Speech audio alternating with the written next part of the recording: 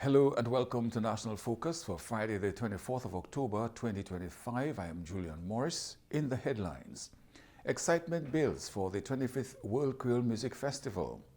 Government reaffirms strong commitment to improving healthcare services, and the Northern Independence Rally celebrates community spirit and national pride. The details of the headline stories and more when we return.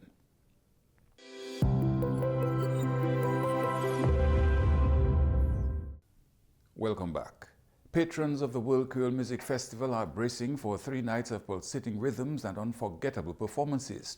This year's event is a special milestone, the 25th edition of the festival, held under the theme Global Echoes of the Nature Island.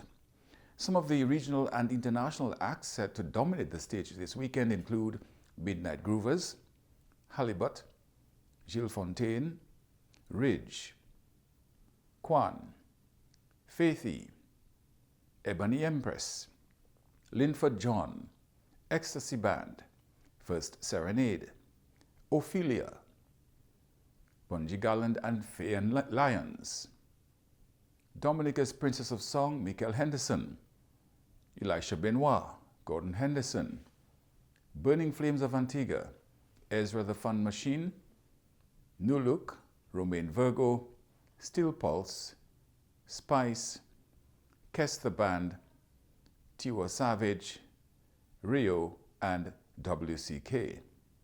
This year's World Creole Music Festival promises to be a vibrant celebration of culture, rhythm, and the enduring spirit of the Nature Island. The government of Dominica continues to prioritize the advancement and improvement of healthcare delivery across the country. A $2.34 million contract was signed this week for the expansion and smarting of the Esprit Murphy Health and Wellness Center in Maho. I just want to note that this is a loan, so the government has to repay it. It is a loan that we contracted from the World Bank to help on our continued quest to ensuring that we have not only access to healthcare, but improved access to healthcare, affordable access to healthcare, more services to our people, and closer to the people, and not only relying on the secondary and tertiary healthcare levels, but very importantly, the primary healthcare system, which is the first point of contact for so many of us in our country. The Prime Minister says this is another example of government's continued commitment to healthcare. He has consistently raised the issue of non-communicable diseases.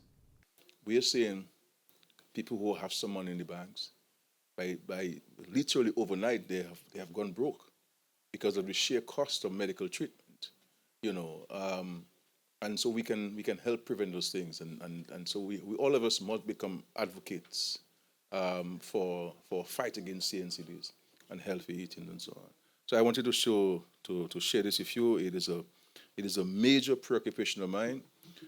People thought that COVID was the biggest threat to us. The biggest threat to our economy and our existence is CNCDs, and of course the impact of climate change. But impact of climate change, we have no control over it. But we have control over the ability to reduce on the incidence of CNCDs, and it has to be a national effort. All of us must play our part in fighting this. The Prime Minister further reaffirmed that government's commitment to health remains unwavering. We believe in access to healthcare. We believe in affordability. We will continue to do all that we have to do to provide for the Ministry of Health, to be able to provide for the citizens of this country. Running a Ministry of Health and hospital is not cheap. At the hospital, I believe how many? You have over 700 employees at the hospital. Can you imagine the wage bill every month? 700 employees to run the hospital, plus services, plus the electricity bill because the AC has to stay on all through. So it's a huge cost for a small country to run a hospital and to have so many health centers. If you go to the Caribbean, not many countries have so many health centers in their country. For a small population, we have per capita, we have way too many health centers. The annual Northern Independence Rally brought schools, residents, and community leaders together at the Benjamin's Park for a vibrant celebration of the independence season. Held on Thursday, October 24, the event also highlighted the achievements of students, athletes, and cultural icons from the district. As part of the day's activities, there were cultural performances from schools, individuals, and other cultural groups from the area. Mayor of Portsmouth, Her Worship Kerry Brady Prince, said she is pleased to be able to recognize those who have contributed to the development of Portsmouth. This year, we are especially honored to recognize a few of our very own individuals who have made meaningful contributions to Portsmouth and Dominica through their work in maritime, business, sports, culture, health, beautification, and community development. Their stories remind us that progress is built on the efforts of ordinary people doing extraordinary things with purpose and passion. Minister for Education, Human Resource Planning, Vocational Training and National Excellence, Honorable Octavia Alfred, noted that independence provides an opportunity to honor those who have contributed to the nation's development. 47 years of independence, 47 years of progress and purpose. At 47, we should all realize that our nation has come a long way and we still have a long way to go. This 47 years of progress is not merely the work of governments and institutions. It is the collective effort of every citizen who chose to make their community, their workplace, and their country a better place than they found it. It is the way in which all of us as Dominicans have shaped our society to reflect on our values: integrity, hard work, compassion, unity, and resilience. Meanwhile, Parliamentary Representative for the Portsmouth constituency, Honorable Finella Wenham Shepherd, reminded students that they are the future of the country. As you march in unity, dressed in your school colors and filled with purpose, you remind us of something powerful, that the future of Dominica is not a distant dream. It is dynamic. It is walking among us right now. You are the future engineers, artists, scientists, entrepreneurs, and leaders who will conceptualize and shape our communities, our economy, and our culture. Years from now, you'll remember today at the Benjamin's Park in Portsmouth. You'll remember my call for you all to be leaders. But you have to start when? Now. You are watching National Focus. More when we return.